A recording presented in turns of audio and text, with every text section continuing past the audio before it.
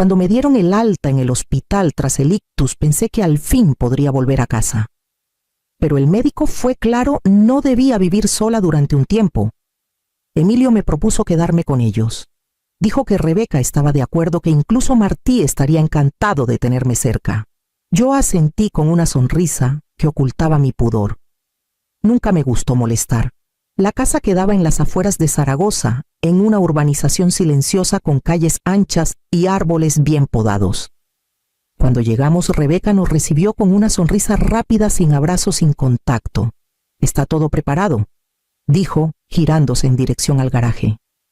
Emilio me ayudó con la maleta mientras yo intentaba no mostrar mi desconcierto. Creí que me instalarían en el cuarto de invitados. Pero al abrir aquella puerta metálica, entendí que ya habían decidido por mí. Había una cama plegable en un rincón con una manta gris encima. Una mesilla improvisada, con una caja de cartón, sostenía una linterna colgada con cinta adhesiva. No había ventanas, solo una rendija alta, por donde se colaban el polvo y el olor a pintura vieja.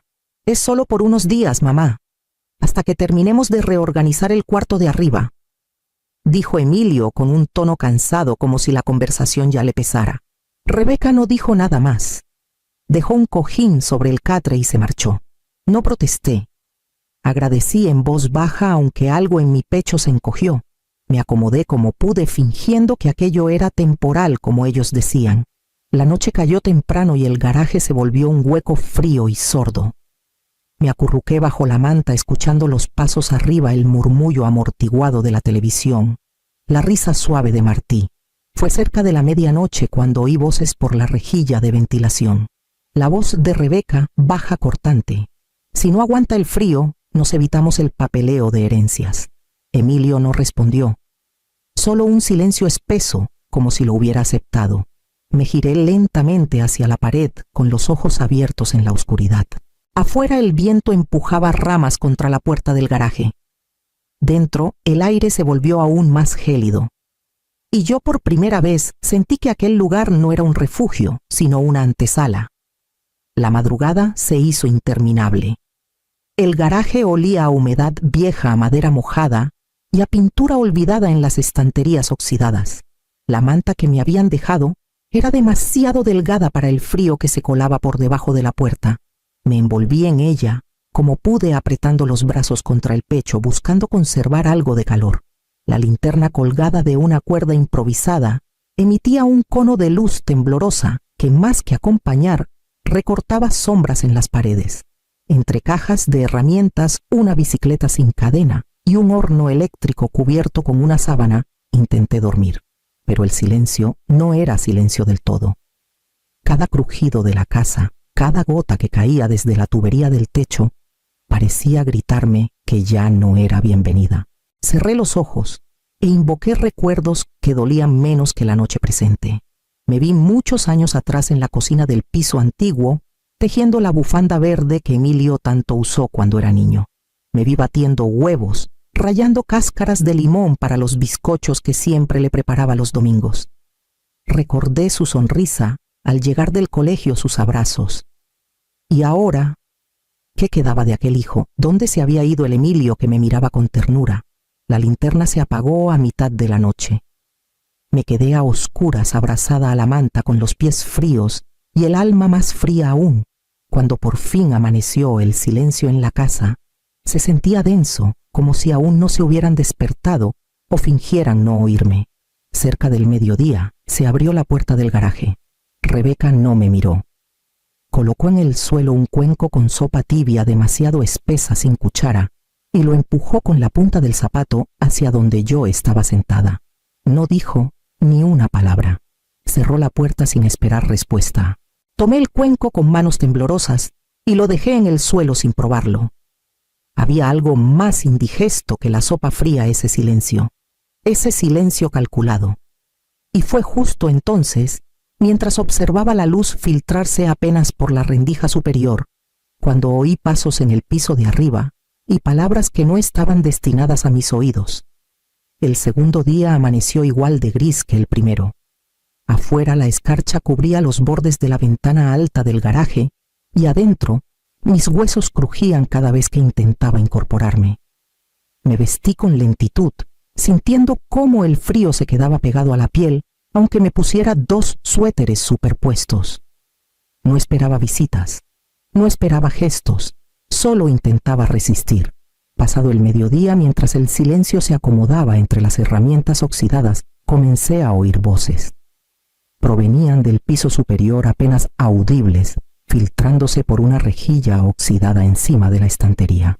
Me acerqué sin hacer ruido y me senté en una caja vieja justo debajo. Con 2 informes médicos y un poco de olvido, decía Rebeca con tono controlado, le quitamos el poder notarial. ¿Estás segura?, murmuró Emilio más bajo. Totalmente. Solo tenemos que esperar. Ya tiene lapsos, no lo niegues. ¿Viste cómo dudó cuando le pregunté qué día era? Me llevé una mano a la boca para no gemir. Claro que sabía qué día era. Simplemente no respondí porque no tenía fuerzas para hablar. No porque no recordara. Hay que actuar antes de que se recomponga, continuó ella. Si dejamos pasar más tiempo puede que recupere lucidez y eso complica todo. Necesitamos firmar lo de la casa antes de fin de mes. Y si no colabora, ya sabes qué hacer. No escuché la respuesta de Emilio. Solo el sonido de su taza dejándose sobre alguna superficie. Mis manos temblaban, pero no por miedo. Era una mezcla de rabia y decepción tan antigua que parecía venir de generaciones atrás. Me aparté de la rejilla y volví a sentarme en el catre mirando fijamente las vigas del techo. Recordé los expedientes que había revisado durante años en el juzgado, los casos de abuso a mayores que tanto me indignaban. Siempre pensé que ese tipo de cosas le pasaban a otros, a los olvidados, a los que no tenían voz. Me envolví en la manta con más fuerza tragándome las lágrimas. No podía permitir que me vieran débil, porque en ese instante, por primera vez en 2 días, supe que no podía quedarme esperando. Tenía que actuar y pronto. Esperé a que todos salieran de casa. Escuché el sonido del coche alejándose por el camino de grava, los portazos, el silencio final. Entonces abrí con cuidado mi bolso de tela, el mismo que llevaba al juzgado cada lunes durante décadas, y saqué de uno de sus compartimentos un móvil viejo con la pantalla rajada. Aún tenía algo de batería. Lo había escondido allí por instinto antes de salir del hospital. Busqué en mis contactos hasta encontrar su nombre, Herminia Silleros. Fue mi compañera de pasillo de cafés apresurados y confidencias discretas. Al tercer tono contestó: «Zulima, ¿eres tú?». Su voz era exactamente como la recordaba, firme, sin adornos. «Herminia, necesito hablar, pero no mucho tiempo. Estoy en una situación complicada». Escuchó en silencio mientras yo resumía lo esencial. El garaje. Las frases que había oído. La sensación constante de estar siendo desplazada poco a poco hacia la nada. «Tienes que conseguir pruebas», dijo sin rodeos. «Lo que cuentas es grave, pero sin evidencia es solo tu palabra contra la suya. ¿Tienes algo para grabar?». Me quedé callada unos segundos y entonces lo recordé. El reloj. Martí me lo había regalado el invierno anterior envuelto con torpeza en papel rojo. «Te escucha, abuela», me había dicho, «por si pasa algo». Esa noche, ya de regreso en el garaje, busqué el manual doblado que aún guardaba en la caja del reloj escondida entre unas bufandas. Lo abrí con manos temblorosas y leí: «Para activar la grabación de audio, pulse 3 veces seguidas el botón lateral». Me acomodé sobre el catre con la linterna apuntando hacia abajo y esperé a que el silencio tomara el lugar. Luego, con la determinación que solo da la claridad, presioné 3 veces. Una luz roja parpadeó durante un segundo. El reloj estaba escuchando. Y yo, por primera vez en mucho tiempo también. Aquella tarde el aire en el garaje olía distinto. No era humedad ni pintura vieja. Era algo más dulce, más vivo. A través de la rendija alta de la puerta, percibí risas, pasos apresurados, un coche llegando con el maletero cargado. Me levanté con dificultad y me acerqué apenas levantando la cabeza para no ser vista. Vi bolsas de confeti, botellas de vino espumoso y un cartel dorado que decía: «Felicidades, Rebeca». El salón, visible desde el ventanal que daba a la entrada, Estaba decorado con globos blancos y rosas. Rebeca reía rodeada de amigos. Emilio, con una copa en la mano, besaba su mejilla. Alguien entró con una tarta de varios pisos, coronada por velas encendidas. La música comenzó a sonar poco después. Me quedé de pie durante varios minutos observando la escena desde la sombra, sintiéndome como una intrusa en una vida que antes también era mía. Nadie mencionó mi nombre. Nadie preguntó si quería un trozo de pastel. Nadie se asomó al garaje. Me senté en el catre con cuidado, el cuerpo encogido, como si intentar ocupar menos espacio me hiciera menos real. Apreté la manta contra el pecho. El eco de las carcajadas se filtraba como agujas por la pared. Había vivido lo suficiente para saber cuándo una ausencia era deliberada. No era olvido, era una decisión. Cuando la fiesta alcanzó su punto más alto, comencé a toser. Al principio fue leve, seca, pero pronto se volvió más fuerte, más profunda. Sentí el sabor metálico en la boca. Me llevé el dorso de la mano a los labios y vi las manchas rojas en la tela del pijama. Me limpié con la manga sin hacer ruido y escondí la prenda bajo el colchón. No pedí ayuda. No toqué la puerta. Afuera el mundo celebraba a una mujer. Dentro otra se deshacía en silencio. Pero mientras el reloj seguía grabando cada palabra, cada risa ajena, cada fragmento de desprecio, yo tejía mentalmente los hilos de algo que aún no comprendía del todo, pero que pronto tomaría forma. El reloj no mentía. No tenía emociones, no tomaba bandos, solo escuchaba. Grababa. Y esa noche grabó una frase que me hizo perder el poco aliento que me quedaba. El garaje es ideal para que se muera sin molestar. La voz de Rebeca, tan casual, tan cómoda entre sorbos de vino. Ni una pizca de culpa. Esperé a que todos durmieran. Activé el modo discreto del reloj y marqué el número de Herminia con 3 toques como me había enseñado Martí. Me temblaban los dedos. No por el miedo, sino por la rabia. La rabia contenida que ya no podía disimularse más entre las paredes húmedas de aquel encierro disfrazado de refugio. ¿Lo tienes grabado?, preguntó Herminia sin preámbulos. Sí. ¿Y no es la única perla que ha soltado?, respondí con voz ronca pero firme. Le mandé los fragmentos por la aplicación segura que ella había instalado en mi teléfono antes de que me internaran. En cuestión de minutos su mensaje llegó. Esto cambia todo. Déjame mover algunas piezas. No entendí de inmediato a qué se refería, pero el nombre que apareció en la siguiente llamada me lo explicó todo juez Villagrasa. Hacía más de 20 años que no escuchaba su voz, pero su tono no había cambiado. Era directo, meticuloso y sobre todo justo. Yo había trabajado en su tribunal durante más de una década. Él no me debía favores, pero sí respetaba la ley por encima de cualquier relación. Herminia le puso al tanto. Villagrasa escuchó los audios. Silencio. Luego solo dijo: «Esto no se queda así. Le garantizo que su voz será escuchada, señora Zulima».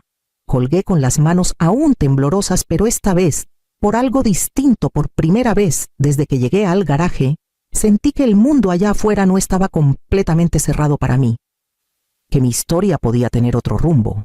Esa noche dormí sin manta, no por falta de frío, sino porque algo dentro de mí comenzaba a calentarse.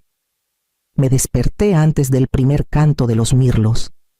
El garaje aún estaba sumido en sombras, pero yo ya no temía a la oscuridad. Me senté en el catre y me vestí con calma, sintiendo cada prenda como una declaración. Me puse el abrigo de Joaquín. Aún olía muy levemente a su loción. Me miré en el pequeño espejo roto de la estantería. El rostro era el mismo, pero algo había cambiado en los ojos. Saqué la carpeta de debajo del colchón improvisado. La había armado con Herminia durante la última llamada: informes, grabaciones impresas, copias certificadas y la orden judicial que el juez Villagrasa había tramitado con urgencia. El sobre tenía un peso distinto, más simbólico que físico. Pesaba dignidad. Abrí la puerta del garaje despacio. La casa estaba en silencio, salvo por el tintinear de los cubiertos en la cocina. Los imaginaba desayunando con normalidad, como si no hubieran encerrado a una mujer en su propio duelo. Crucé el pasillo sin prisa. El suelo crujía bajo mis pasos, pero no me detuve. Cuando entré en la cocina, Rebeca dejó de remover su café. Emilio alzó la vista sorprendido. «Buenos días», dije con voz serena. Ambos se quedaron mudos. Extendí la mano y dejé el sobre la mesa entre el pan y la mermelada. «Esto entra en vigor desde hoy. No pueden acercarse ni gestionar nada que me pertenezca. La orden incluye la suspensión de cualquier trámite sobre la herencia de Joaquín. Y sí, la policía ya tiene copia». Rebeca abrió la boca, pero no salió palabra. Emilio me miró como si acabara de ver un fantasma. Yo respiré hondo. Después de tantos días durmiendo entre cajas y frío, aquel aire cálido me supo a justicia. Di media vuelta sin esperar respuesta. No era necesario. Ya no tenía que justificarme ante nadie. Cerré la puerta del garaje por última vez con la frente en alto y me encaminé hacia el vestíbulo. Allí me esperaba alguien que no esperaba volver a ver. El timbre sonó con una autoridad distinta. No era una visita cualquiera. Al abrir la puerta, un agente judicial vestido con gabardina gris entró con paso firme y detrás de él Herminia. Su mirada era una mezcla de determinación y ternura. Me bastó con verla para no derrumbarme ahí mismo. Entramos juntas al comedor. Emilio y Rebeca seguían allí. Ella aún tenía la taza de café en la mano, pero al ver a la gente sus dedos temblaron. La cerámica se le resbaló y estalló en el suelo. El silencio que siguió fue más sonoro que el estruendo del impacto. «Señores Emilio Salvatierra y Rebeca Prats», dijo el agente desplegando los documentos con un gesto exacto. «Esta es una orden de alejamiento provisional válida por 72 horas, prorrogable tras audiencia. También se bloquean temporalmente las cuentas conjuntas donde figure la señora Zulima Argensola como titular o cotitular. La investigación fiscal y penal se abre hoy». Emilio intentó sonreír, mover las manos, como si todo se tratara de un malentendido. «Vamos a calmarnos. Esto puede hablarse, seguro que todo se ha confundido». «No hay confusión», interrumpió Herminia. «Durante 2 semanas su madre durmió en un garaje mientras ustedes planeaban despojarla de su herencia. Tenemos pruebas y un testigo directo, la propia víctima lúcida y valiente». Rebeca se levantó de golpe. Su voz sonó áspera. «Esto es una trampa. Es vieja y está enferma». El agente la miró con calma como quien ha oído demasiado. Sacó su libreta. «Ese comentario queda registrado. Señora, empiece a preparar una bolsa. Tienen 2 horas para abandonar la vivienda mientras se resuelve la situación cautelar». Yo permanecí de pie con las manos cruzadas frente al pecho. No hacía falta gritar ni explicar. Todo estaba dicho, todo estaba documentado, todo estaba grabado. Herminia me tomó del brazo con suavidad y me condujo al sofá del salón. Por primera vez en días me senté sobre un cojín cálido en un espacio donde ya no era invisible. En ese instante escuché pasos apresurados desde la entrada. Un rostro familiar asomó desde el pasillo, con los ojos humedecidos por la vergüenza. 3 días después, alguien llamó a mi puerta con un periódico doblado bajo el brazo. Era el conserje del edificio, un hombre que siempre saludaba con respeto, pero jamás se había detenido a hablarme. Esta vez sí lo hizo. Me entregó el periódico y dijo: «Hoy es un buen día para las que nunca se quejaron». En la portada a todo color aparecía mi nombre junto a una fotografía mía, tomada sin que me diera cuenta en el pasillo del juzgado. El titular decía: «Del garaje al estrado, la historia de Zulima Argensola conmueve a la ciudad». Leí el artículo despacio, deteniéndome cuando las lágrimas comenzaban a empañar las palabras. Hablaron de la denuncia de la orden judicial del proceso abierto. Pero lo que más me impactó fue el cierre. Zulima no solo se salvó a sí misma, abrió una puerta que muchas ya creían sellada para siempre. Esa misma tarde llegaron las primeras cartas. Luego, los correos electrónicos.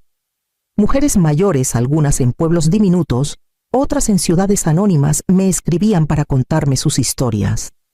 Todas distintas. Todas con la misma raíz: el abandono discreto, la indiferencia, el encierro. Pasé días leyendo. No podía responder a todas, pero sí podía hacer algo más. Recordé a Herminia a su temple. pensé en Joaquín y su respeto por las causas justas. Y entonces nació Justicia en Silencio. Alquilé un pequeño despacho en la calle Madrazo.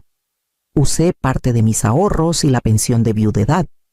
No necesitábamos lujo, solo una mesa, 2 sillas y ganas de escuchar. Ángela llegó el segundo mes. Era joven menuda, con gafas gruesas y una voz suave pero firme. Había leído el artículo y quiso ayudar. Lo dejó todo para sumarse a la causa. Entre las dos empezamos a diseñar talleres, asesorías, encuentros. Algunas mujeres venían solo a tomar té y hablar. Otras traían carpetas llenas de documentos listas para luchar. Cada vez que abríamos la puerta del local, sentía que entraba algo más, que aire fresco entraba el derecho a existir, a hablar, a ser vista. Y justo cuando creía que había encontrado mi sitio, recibí una carta sin remitente. Ahora vivo en un piso pequeño, modesto, en el centro de Zaragoza. No hay lujo ni grandes comodidades, pero es mío, y eso me basta. Cada mañana me siento frente a la ventana con una taza de té, observando cómo la ciudad despierta lentamente. El ruido de los tranvías, el aroma del pan recién horneado, los pasos apresurados de los vecinos. Todo forma parte de esta nueva rutina que me ha regalado una segunda oportunidad. Martí viene a visitarme con frecuencia. Su risa, sus preguntas inocentes, su cariño desbordante son el bálsamo que calma las heridas invisibles que aún llevo dentro. Hace poco le escribí una carta. No fue fácil encontrar las palabras, pero sentí que debía hacerlo. Le dije que él no tenía culpa de nada, que podía preguntar lo que quisiera cuando estuviera listo y que yo le contaría siempre la verdad sin mentiras ni silencios. Porque el amor también se construye con honestidad y yo quiero que crezca fuerte y claro, lejos de las sombras que a veces envuelven a nuestra familia. Mientras tomo el té, repito para mí misma una frase que me sostiene: no gané por gritar, gané por no olvidar. No fue la voz alta la que me devolvió mi dignidad, sino la memoria firme, la paciencia y la voluntad de resistir en silencio hasta que la justicia se manifestara. Pienso en todas las mujeres que siguen atrapadas en sus propios garajes, en sus silencios helados. Y me pregunto si contar mi historia será suficiente para que alguna de ellas encuentre una puerta abierta, un apoyo, una esperanza. Y aunque no tenga todas las respuestas, sé que el primer paso es hablar, recordar y hacer visible lo invisible. Porque solo así dejamos de ser sombras para convertirnos en faros que iluminan el camino de quienes aún buscan la luz.